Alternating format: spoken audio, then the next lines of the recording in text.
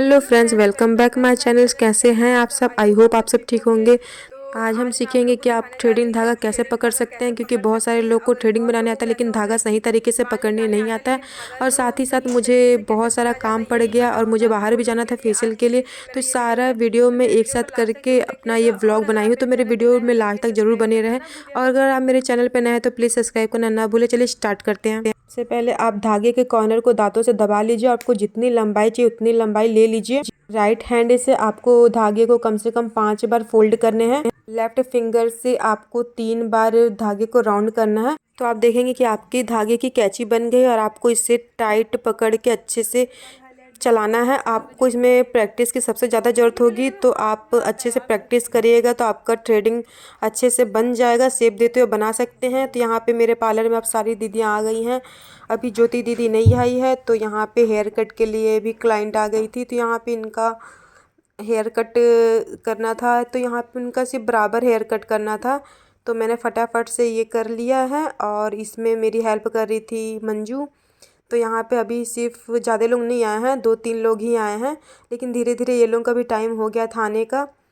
तो यहाँ पे मैं फटाफट से हेयर कट कर देती हूँ, क्योंकि इनकी एक बच्ची भी थी छोटी सी, उनका भी हेयर कट करना था। तो मुझे इनका हेयर कट करने के बाद उसका हेयर कट करना था।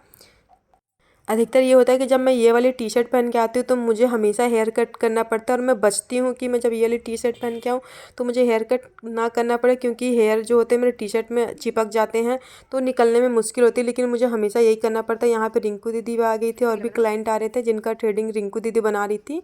और यहाँ पर मंजू छोटी सी बच्ची है, उसका हेयर को अच्छे से कंघी कर रही थी। तो यहाँ पे उसका भी हेयर कट मैं कर दी थी। उसका हेयर कट नहीं करना था, उसके बालों को सेट करना था, क्योंकि जो बच्चों के बाल होते हैं वो छोटे बड़े हो जाते हैं, तो उसे सेट करना था। तो इसमें भी ये भी फटाफट से हो गया। ये छोटी छोटी चीज़ों में ज़्यादा टाइम लग जाता है, तो फटाफट से हमारा हेयर कट भी हो गया। बहुत ज़्यादा झड़ रहे हैं तो आप कम से कम 2 महीने तक हफ्ते में 2 बार प्याज का रस बालों में लगाइए। अगर आपके बाल नहीं रुकेंगे तो आपको जितने भी प्याज आपके खर्चे सब वापस मिल जाएगा।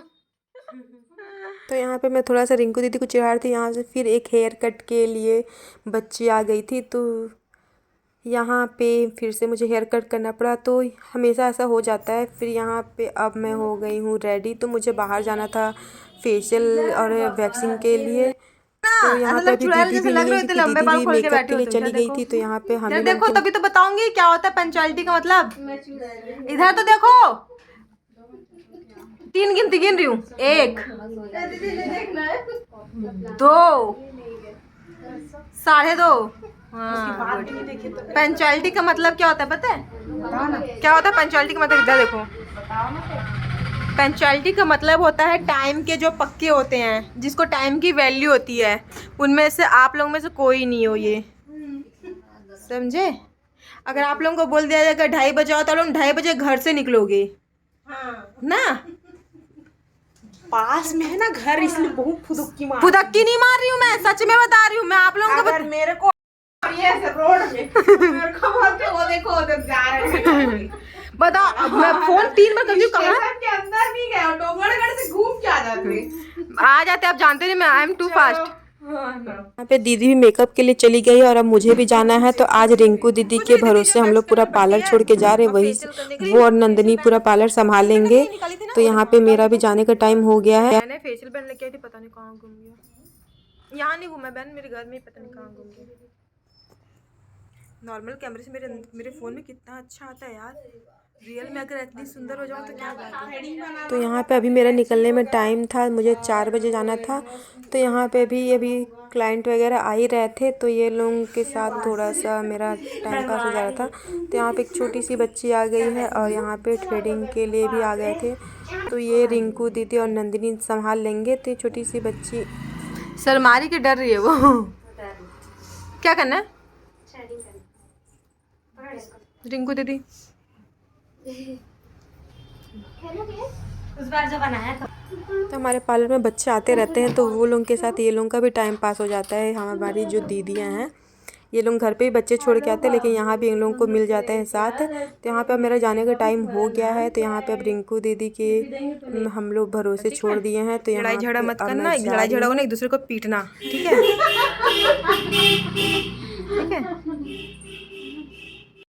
तब मैं यहाँ पे सबको टाटा बाय करके निकल गई, क्योंकि बाहर भी मेरा भाई आ गया था मुझे लेने के लिए।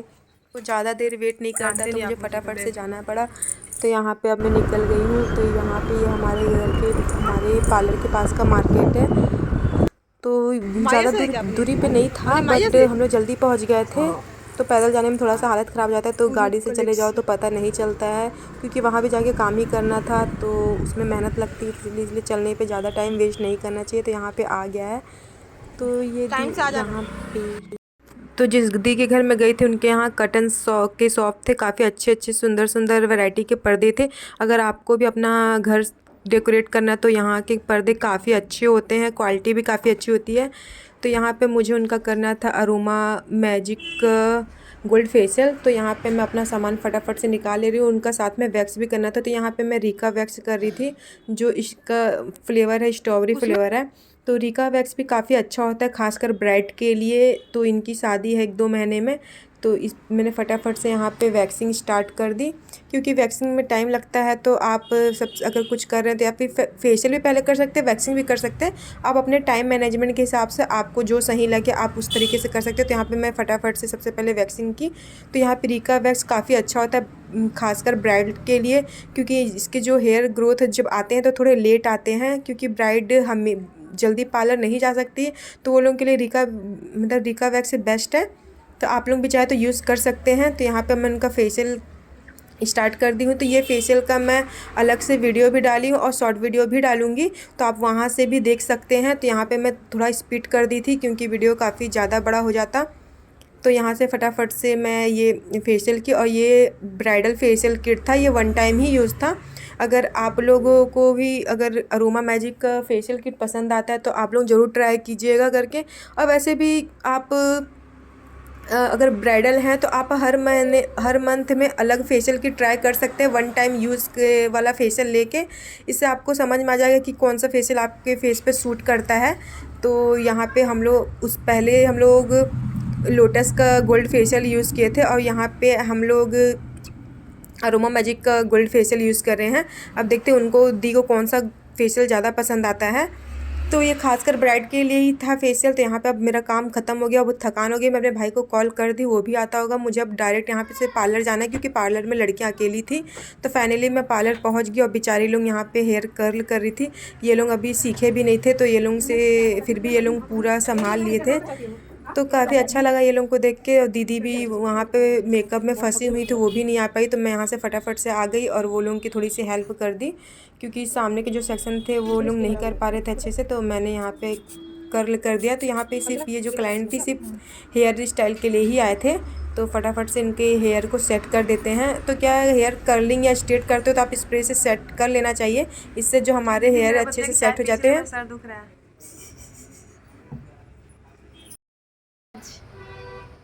अकेले काम करके क्यों रिंकू दीदी, इतने सारे लोग अकेले किए।